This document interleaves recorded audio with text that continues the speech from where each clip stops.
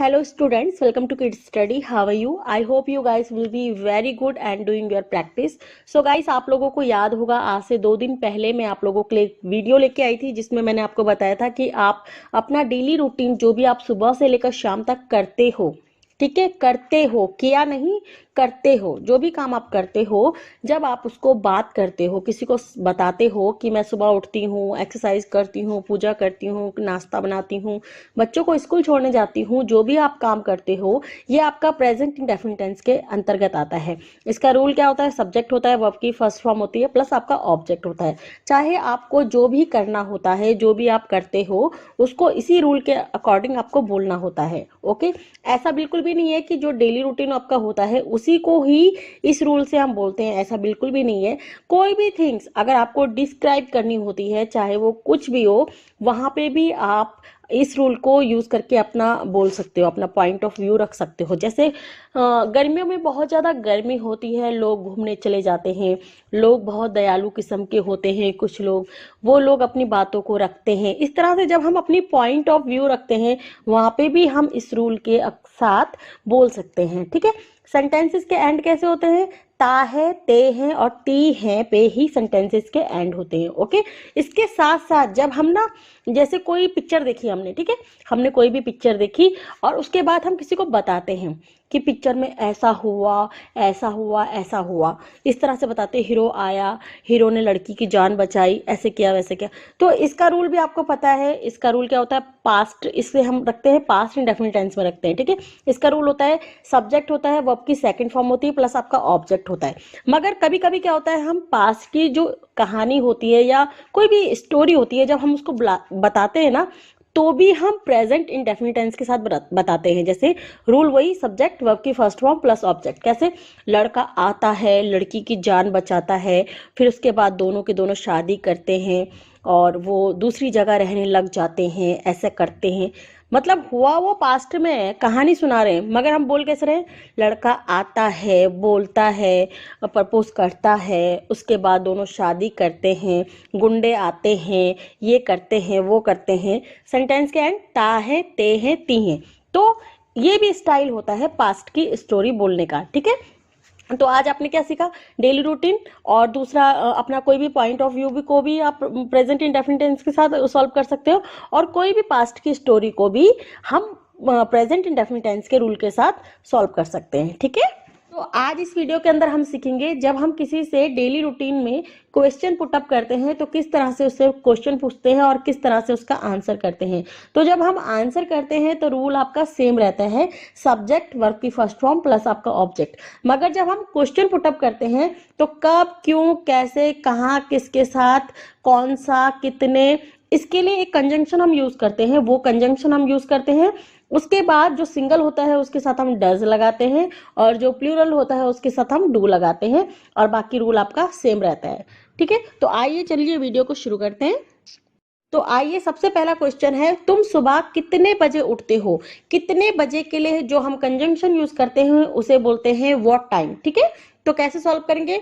What time do you get up in the morning? तुम सुबह कितने बजे उठते हो? कंजंक्शन के बाद क्या लगेगा? डू या डज लगेगा। अगर सिंगल होगा तो डज लगेगा, अगर प्लूरल होगा तो डू का यूज करेंगे। ठीक है, एक बात और, जब किसी भी क्वेश्चन की शुरुआत क्या से शुरू होगा, ठीक है, तो हम डू या डज से स्टार्ट करेंगे। अगर सिंगल होगा तो डज, बाकी हम प्लूरल होगा तो हम डू का यूज करेंगे। क्लियर? और दूसरी बात, जब हम आंसर करेंगे इसी क्वेश्चन को, जब हम आंसर करेंगे, मैं सुबह 5 बजे उठती हूँ, उसके बाद फ्रेश होती हूँ, उसके बाद सबके लिए चाय बनाती हूँ, तो रूल हमारा क्या रहेगा? सिंपल रहेगा, सब्जेक्ट वर्ब की फर्स्ट फॉर्म प्लस आपका object. I get up at 5 o'clock in the morning, after that I am fresh, after that I make tea for everyone। मैं सुबह उठती हूँ, फ्रेश होती हूँ, सबके लिए चाय बनाती हूँ, ऐसे। सेकंड क्वेश्चन है, सबसे पहले सुबह उठकर तुम क्या करती हो? तो कैसे सॉल्व करेंगे? What do you do? जो पहला डू आया है कंजंक्शन के बाद, हमेशा डू आता है, आपको मैंने पहले ही बता दिया है। सिंगल होगा तो डज, बाकी प्लूरल होगा तो आपका डू आएगा। यू के साथ हमेशा डू का यूज होता है। जो यू के बाद डू है वो आपकी वर्ब है, कोई भी काम करना। क्या करती हो, मैं पूछ रही हूँ ना, तो हमेशा वर्ब की फर्स्ट फॉर्म आएगी। Okay, what do you do, first thing मैंने सबसे पहले इन द मॉर्निंग। तो अब आप जो भी करते हो, ये क्वेश्चन मैंने आपको दे रखे हैं, इनके हिसाब से आप अपनी स्टोरी लिखो। तुम सुबह कितने बजे उठते हो, जो भी जितने बजे भी आप उठते हो उसे बोलो, और उसके बाद सुबह उठ के तुम क्या करते हो। अगर आप लड़के हो तो अपने हिसाब से लिखो, मैं ऑफिस जाता हूँ, एक्सरसाइज करता हूँ, फील्ड में जाता हूँ, घूमता हूँ, ऐसा करता हूँ, जो भी करते हो वो लिखो। लड़की हो, हाउस वाइफ हो, जो भी करते हो वो लिखो, हिंदी में लिखो। उसके बाद रूल आपका वही रहेगा, सब्जेक्ट वर्ब की फर्स्ट फॉर्म प्लस ऑब्जेक्ट, उसको लिखो और उसको बोलने की प्रैक्टिस करो। थर्ड क्वेश्चन है, सबसे पहले कौन उठता है। यहाँ पे मैंने ना तो तुम्हारी बात की, ना तो तुम्हारे बारे में पूछा, ना राम सीता गीता किसी के बारे में पूछा। तो यहाँ पे ना तो डू का यूज होगा ना डज का यूज होगा। ठीक है, सिंपल होगा, हु गेट्स अप फर्स्ट, सबसे पहले कौन उठता है। ठीक है, क्वेश्चन नंबर 4 है, तुम नाश्ते में क्या क्या बनाती हो। तो कैसे करेंगे, what do you cook for breakfast. देखो, बनाने के लिए हम मेक बोलते हैं, मगर यहाँ पे पकाने की बात हो रही है ना, नाश्ता बनाने वाली बात हो रही है, पकाने की। तो यहाँ पे मेक की जगह हम क्या बोलेंगे, कुक बोलेंगे। क्वेश्चन नंबर 5 है, तुम्हारे हस्बैंड ऑफिस कितने बजे जाते हैं। तो यहाँ पे आपकी बात नहीं हो रही है, इसलिए यहाँ पे हम डू का यूज नहीं करेंगे। यहाँ पे सिंगल हस्बैंड की बात हो रही है, हस्बैंड सिंगल है, इसलिए यहाँ पे डस का यूज करेंगे। तो कितने बजे के लिए जो हम कंजंक्शन का यूज करते हैं, हम बोलते हैं व्हाट टाइम। ओके, तो what time does your husband go to the office. Question number 6 है, तुम अपने हस्बैंड के ऑफिस जाने के बाद क्या करती हो। What do you do after your husband goes to the office. आपके हस्बैंड के ऑफिस जाने के बाद आप क्या करती हो। ओके, क्वेश्चन नंबर 7 है, क्या तुम अकेली रहती हो। डू यू लिव अलोन, क्या तुम अकेली रहती हो। क्वेश्चन नंबर 8 है, तुम्हारे हस्बैंड कितने बजे सोकर उठते हैं। What time does your husband wake up to sleep. तुम्हारे हस्बैंड कितने बजे सोकर उठते हैं। क्वेश्चन नंबर 9 है, तुम्हारे घर में कितने लोग रहते हैं। यहाँ पे भी एक आदमी की बात नहीं हुई है, राम सीता गीता ना तुम्हारे, तो यहाँ पे भी हम डू का या डज का यूज नहीं करेंगे। How many people live in your house, तुम्हारे घर में कितने लोग रहते हैं। क्वेश्चन नंबर 10 है, तुम्हारे हस्बैंड ऑफिस से कितने बजे आते हैं। तो कैसे सॉल्व करेंगे, what time does your husband come from the office. यहाँ पे मैंने द नहीं बोला, दी बोला। क्यों बोला दी, आपको अब तो पता हो चल गया होगा। जब हमारा ऑब्जेक्ट, जो हमारा ऑफिस जो ऑब्जेक्ट है, उसका जो फर्स्ट वर्ड है वो क्या है, ओ, वो हमारे 5 वॉवल में से एक है। जब हमारे 5 vowel A E I O you इनमें से किसी से भी हमारा ऑब्जेक्ट शुरू होता है, तो उसका जो पहला वाला जो अक्षर होता है ये दा होगा, तो उसे हम दा नहीं बोलेंगे, दी बोलेंगे।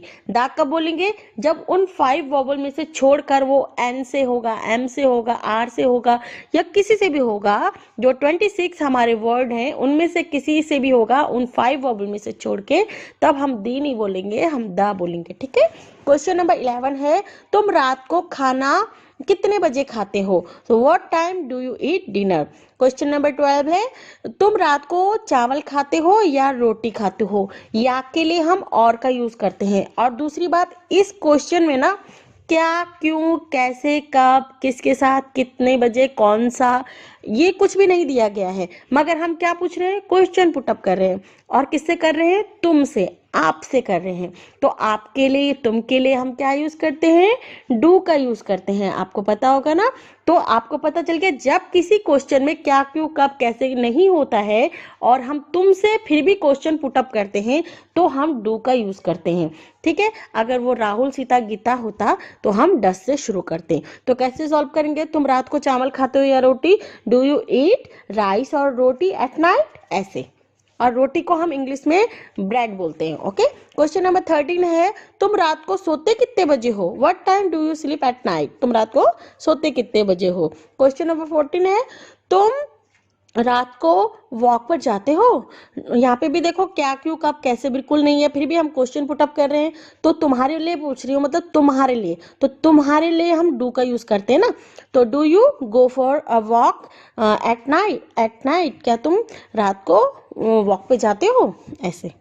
क्वेश्चन नंबर 15 है, क्या गीता तुम्हारे घर आती है। मैंने आपको एक बात बताई थी, जब आपका कोई भी क्वेश्चन क्या से शुरू होगा तो उस टेंस की हेल्पिंग वर्ब आएगी। ठीक है, तो आपको पता है आपके 3 टेंस है और तीनों टेंस की 4 कैटेगरीज है ना।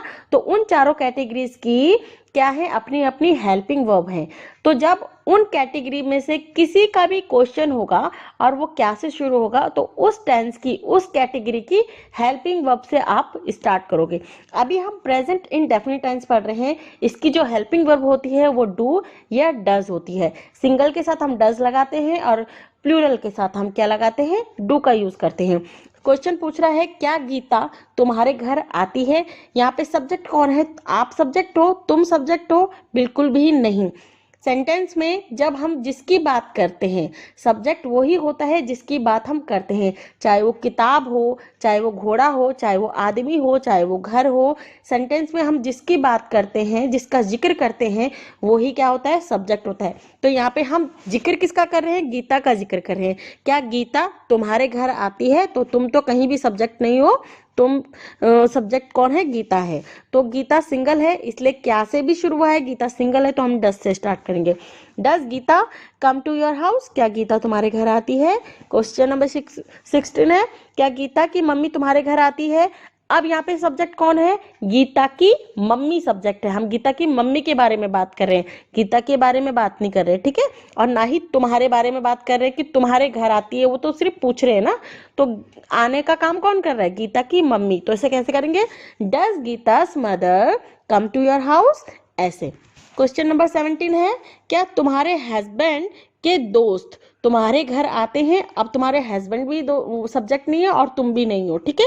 सब्जेक्ट कौन है, तुम्हारे हस्बैंड के दोस्त, क्योंकि उनके बारे में हम पूछ रहे हैं ना।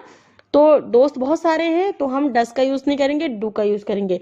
Do your husband's friends come to your house? Okay. 18 है, क्या तुम अपने पापा के, मम्मी के, नानी के घर जाते हो? तो इसमें कौन है सब्जेक्ट, क्या तुम अपने पापा के, मम्मी के, नानी के घर जाते हो। इसमें सब्जेक्ट आप हो। क्यों हो, आपके बारे में पूछ रहे हैं। ये नहीं पूछ रहे हैं कि तुम्हारी मम्मी के, पापा के, नाना के लोग तुम्हारे घर आते हैं, ऐसे नहीं पूछे। वो तुम्हारे बारे में पूछे, क्या तुम अपने पापा के, मम्मी के, नानी के, कितना भी बड़ा सब्जेक्ट हो, अगर तुम्हारे बारे में पूछ रहे हैं, तुमसे पूछ रहे हैं, तो तुम सब्जेक्ट हो। अगर कितना भी बड़ा सब्जेक्ट हो, तुम्हारे पापा के दोस्त के, भाई के, चाचा तुम्हारे घर आते हैं, तो इतना लंबा सब्जेक्ट होता है, ठीक है।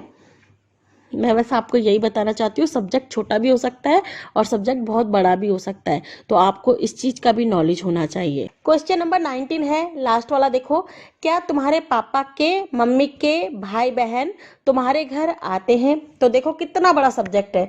यहाँ पे कौन है सब्जेक्ट, पापा भी सब्जेक्ट नहीं है, ठीक है, मम्मी भी नहीं है, आप भी नहीं हो। सब्जेक्ट कौन है, भाई बहन। किसके भाई बहन, मम्मी के भाई बहन। आने के बारे में बात हो रही है, किसके आने के बारे में बात हो रही है, मम्मी के भाई बहन, ठीक है। तो ना तो यहाँ पे पापा सब्जेक्ट है, ना मम्मी सब्जेक्ट है, ना आप सब्जेक्ट हो। मम्मी के भाई बहन के बारे में बात हो रही है। मैं जानबूझ के आपको इतने बड़े बड़े सब्जेक्ट बता रही हूँ, इस टाइप के सेंटेंसेस, ताकि आपको नॉलेज हो बड़े बड़े सब्जेक्ट का। बस जब आप सीख रहे हो तो अच्छे लेवल पे सीखो, ऐसे नहीं कि बस राम आम खाता है, सीता बाजार जाती है, गीता बाजार जाती है, खाना बनाती है, ये नहीं। बड़े बड़े सब्जेक्ट भी आपको आने चाहिए। बस बेसिक लेवल पे सीख के कोई फायदा नहीं है, सीखो तो अच्छे लेवल पे सीखो, है ना। तो यहाँ पे सब्जेक्ट भाई बहन, मम्मी के भाई बहन की बात हो रही है, तो भाई बहन को हम क्या बोलते हैं, ब्रदर एंड सिस्टर या सिबलिंग्स भी बोलते हैं। तो यहाँ पे भाई बहन सिंगल तो है नहीं, प्लूरल है, तो यहाँ पे हम डू से स्टार्ट करेंगे ना। क्या है, तो डू से शुरू करेंगे। Do your fathers, mothers, siblings come to your house, ऐसे हम इसे सॉल्व करेंगे। तो आई होप आपको बहुत कुछ आज की वीडियो से सीखने को मिला होगा, ठीक है। तो जब आप क्वेश्चन किससे पुटअप करते हो, तो इसी तरह से आपको क्वेश्चन पुटअप करना है। मैंने 19 क्वेश्चन बनाए हैं, आप क्या कीजिए और क्वेश्चन बनाइए, 50-60 क्वेश्चन इसी तरह से बनाइए, ठीक है। आज की इस वीडियो से आपने सीखा, जब आप पहली बार किसी से मिलते हो या किसी को जानते भी हो, ठीक है, जब पहली बार किसी से मिलते हो और उसकी इंफॉर्मेशन आपको लेनी है, आप कहाँ रहते हो, किसके साथ रहते हो, खाना कितने बजे खाते हो, आपके कितने बच्चे हैं, आप कौन से स्कूल में पढ़ते हो, आपके भाई बहन कितने हैं, क्या करते हैं, कहाँ जाते हैं, ऑफिस में कौन से ऑफिस में जॉब करते हैं, कितने साल के हैं, पापा कहाँ रहते हैं, इस तरह से जब आपको पूछना होता है तो आपको प्रेजेंट इंडेफिनिट टेंस का ही यूज करना होता है, ठीक है। और जब आप आंसर करते हो तो आप कैसे करते हो, सब्जेक्ट होता है, वर्ब की फर्स्ट फॉर्म होती है, प्लस आपका ऑब्जेक्ट होता है। तो मैंने आपको 19 क्वेश्चन दिए हैं, आप चाहो तो इसके आंसर भी बना सकते हो। हाँ, मेरे पापा के मम्मी मेरे घर आते हैं, कुछ दिन रहते हैं, वो हमारे घर के पास में रहते हैं, उनके हमारे बहुत अच्छे संबंध हैं, वो बहुत अच्छे लगते हैं हमें। तो मतलब इस तरह से आप बना सकते हो। रूल आपका वही रहेगा, सब्जेक्ट वर्ब की फर्स्ट फॉर्म प्लस आपका ऑब्जेक्ट, और सेंटेंस के जो एंड होंगे वो ता है, ते हैं और ती हैं से उनके एंड होंगे। ओके, तो बच्चों गॉड ब्लेस यू, अपना ख्याल रखो, प्रैक्टिस करते रहो, और भी मैं आपके लिए अच्छे अच्छे वीडियो लेके आती रहूंगी। आप इसी तरह से अपना ख्याल रखो और प्रैक्टिस करते रहो।